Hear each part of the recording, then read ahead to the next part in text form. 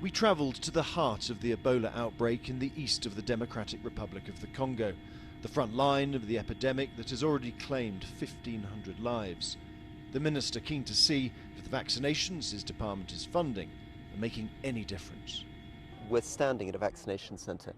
This wooden fence over there is the home of a lady who died this morning in the centre which we've just visited, and all these people queuing up to be vaccinated are her neighbours.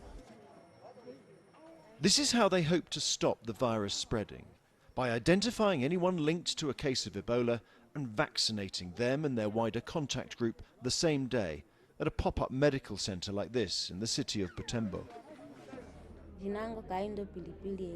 But not everyone gets vaccinated. Kahindo caught the disease from her nephew, but she was lucky enough to get taken to a treatment centre. They confirmed it was Ebola. I was seriously ill. Truly, I was going to die. But happily I had the chance to benefit from the right medical treatment. Others were less fortunate. 9 members of her family died, including her husband, father and sister. And still today, she pays another price.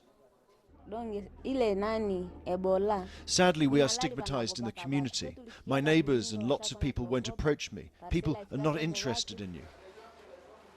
This is the kind of treatment center where Kahindo was taken, where they work hard to keep the virus at bay.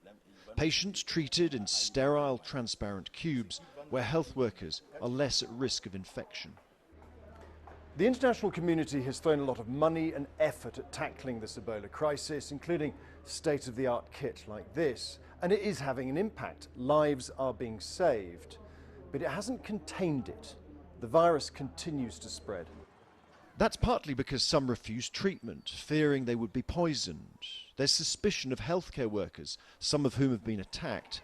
There's still ethnic fighting across the region.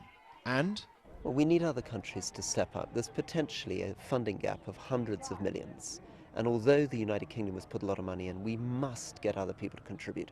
In particular, I will be asking France, Canada, Germany, because this has to be dealt with here. If it isn't dealt with here, we are facing not just needless, horrifying suffering of people dying from this horrible hemorrhagic disease, but also the possibility of it spreading across the region. The nightmare is that it spreads south to Goma, the regional capital.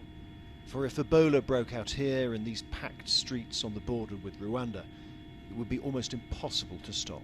James Landale, BBC News in the DRC.